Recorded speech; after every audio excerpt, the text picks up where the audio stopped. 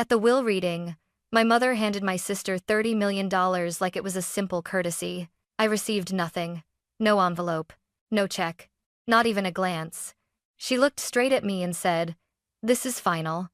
The room went quiet, the kind of silence that feels planned, rehearsed, like everyone had already agreed I didn't belong in the story.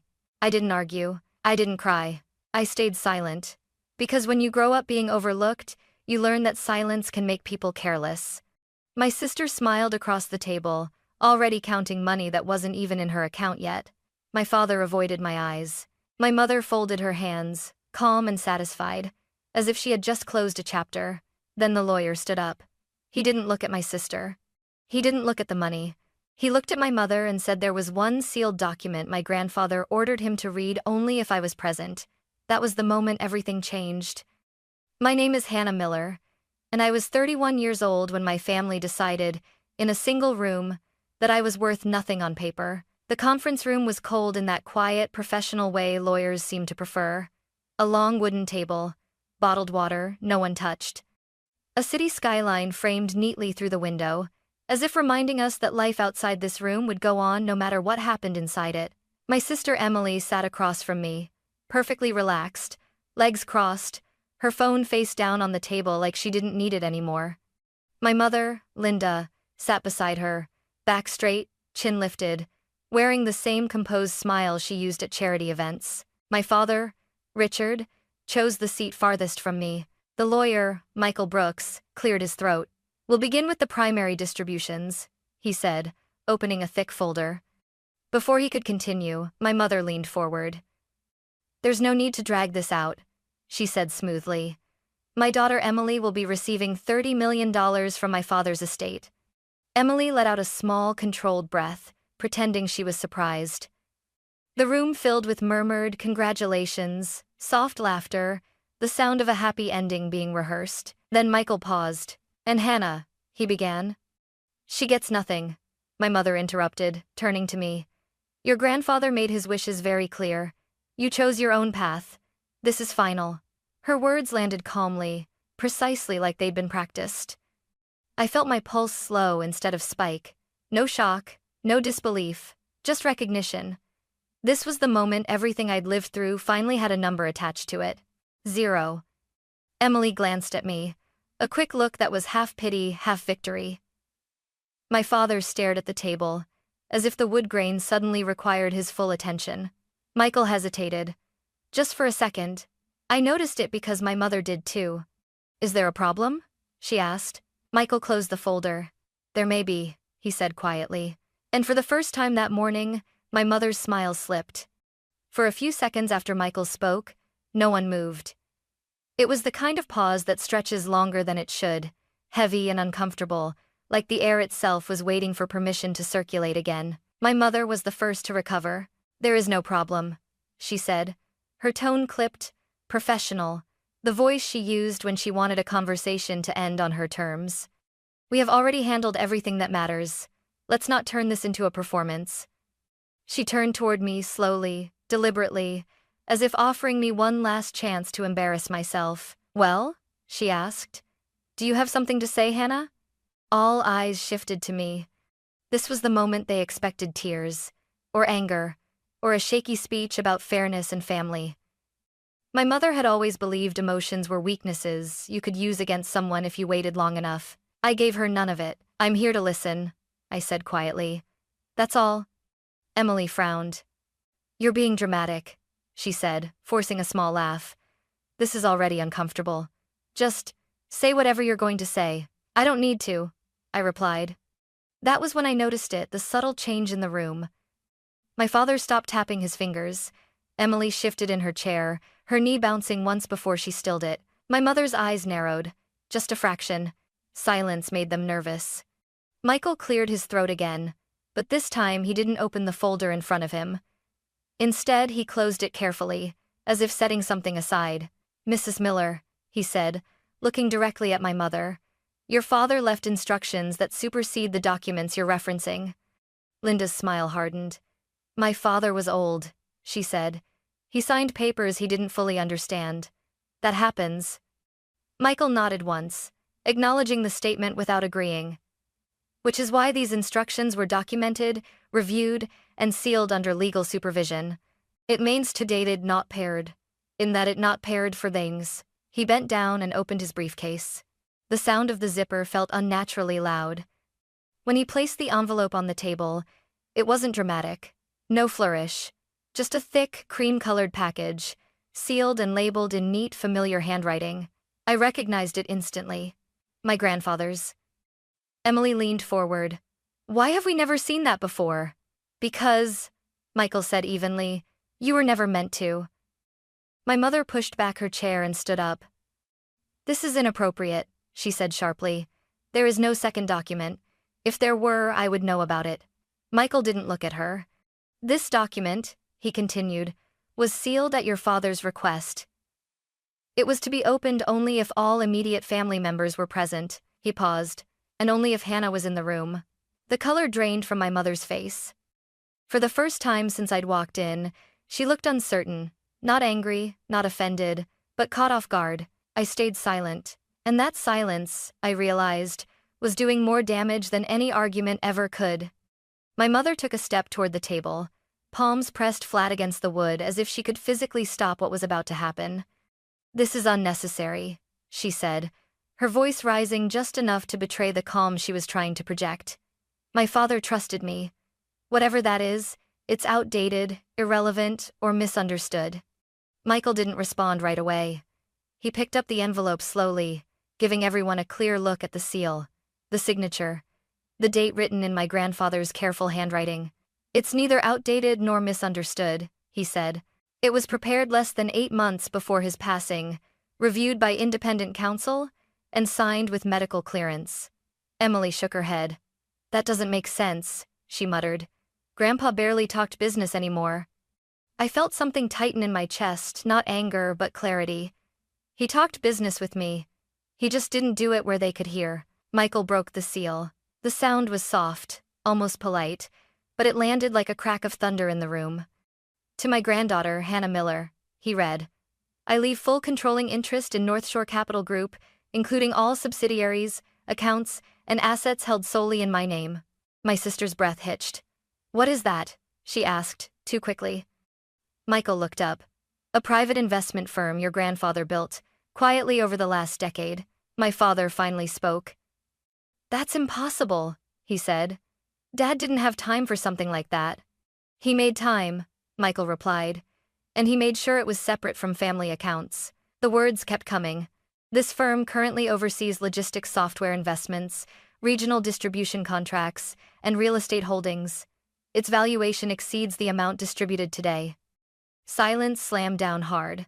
$30 million suddenly sounded small. My mother laughed once, sharp and hollow. You expect us to believe Hannah owns more than all of us combined? Michael met her eyes. Ownership isn't a belief, Mrs. Miller. It's a fact. She stepped back like the floor had shifted under her feet. He was manipulated, she said, louder now. She turned him against us. Has not sewed? Michael lowered his gaze to the page again. He anticipated that accusation, he said. Which is why he explained exactly why he made this decision. I swallowed as he continued. I am aware, he read, that Hannah has been kept at a distance from me. Visits cancelled. Messages unanswered. Information filtered. I have been told she doesn't care. I know this is not true. My mother's composure shattered. That's a lie, she shouted. I protected him. Michael didn't look up. I have also discovered transfers from joint accounts used without my consent, he read. When I asked questions, I was told I had already approved them. Emily stood abruptly. This is insane. You're destroying our family. I finally lifted my head. No, I said quietly. You did that long before today. Michael folded the document carefully. There is more, he said, including evidence your father insisted be presented if this decision was challenged. My mother's voice broke into something raw and unrecognizable. What evidence?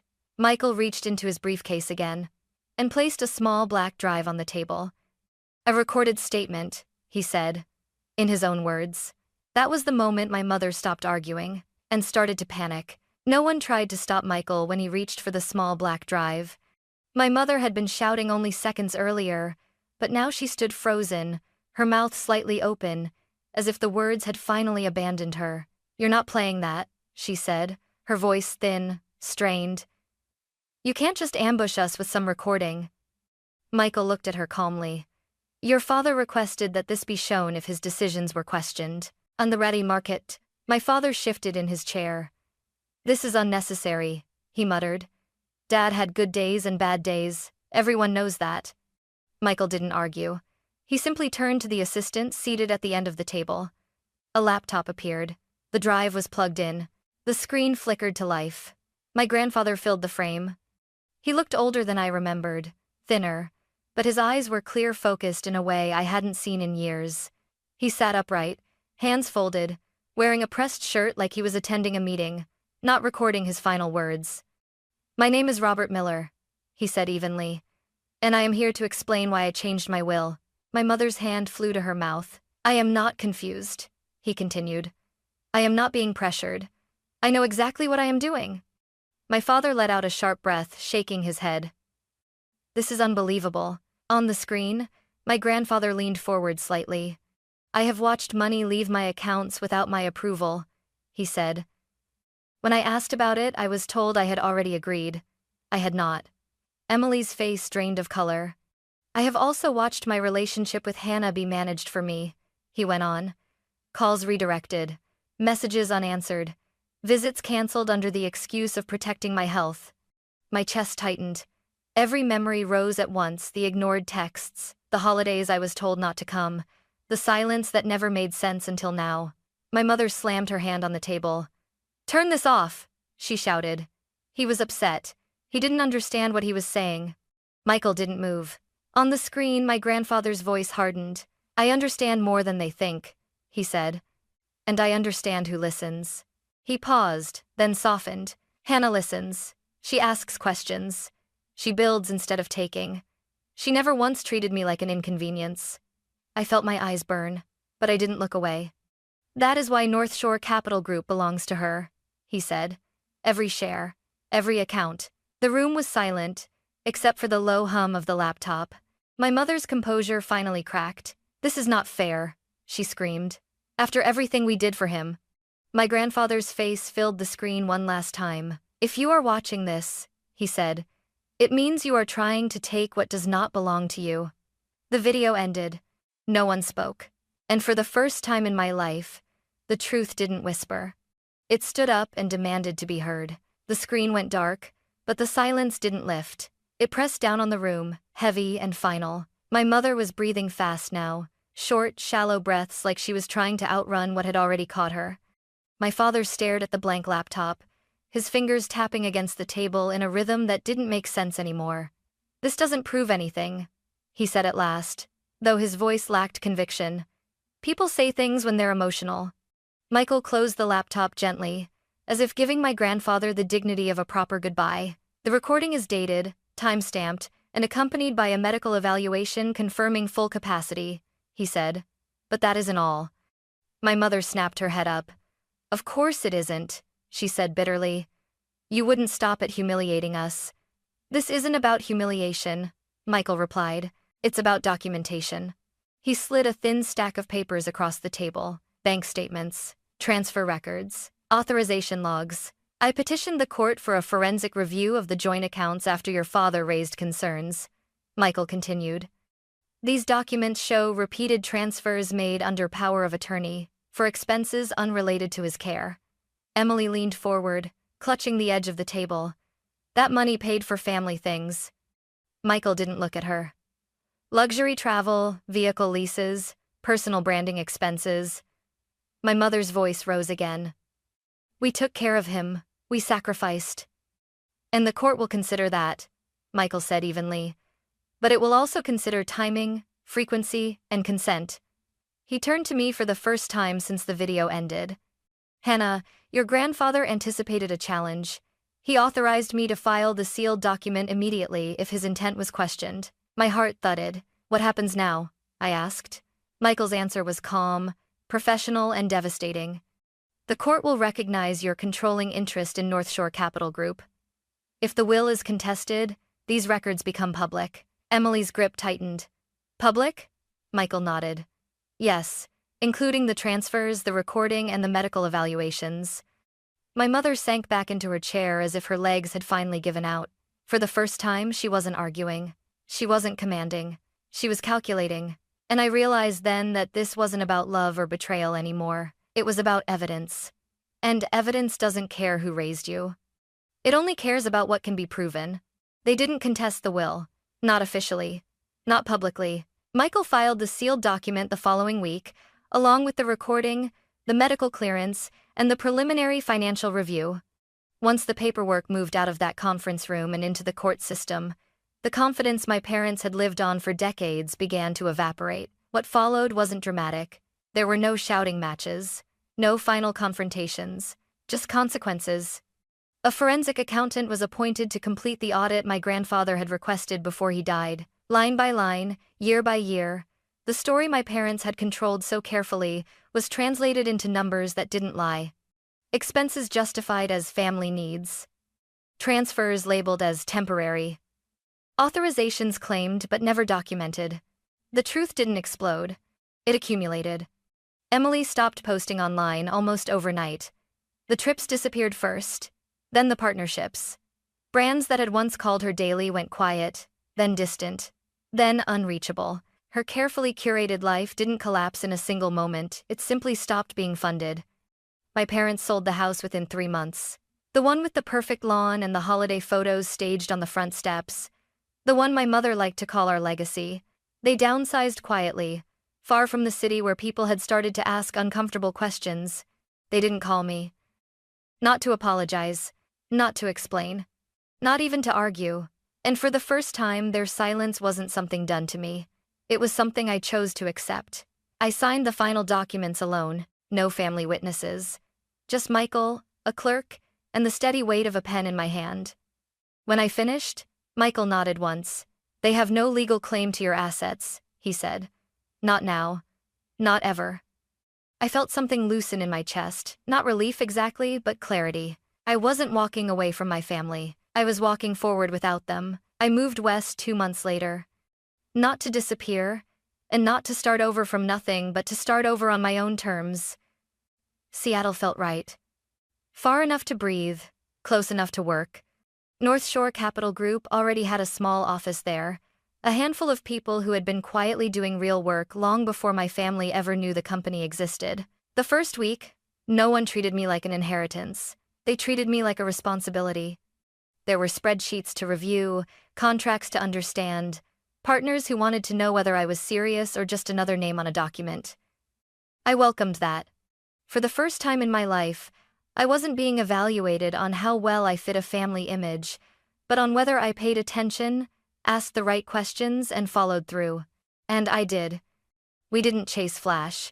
We focused on stability, helping mid-sized logistics companies streamline operations, helping regional distributors survive markets that didn't forgive mistakes.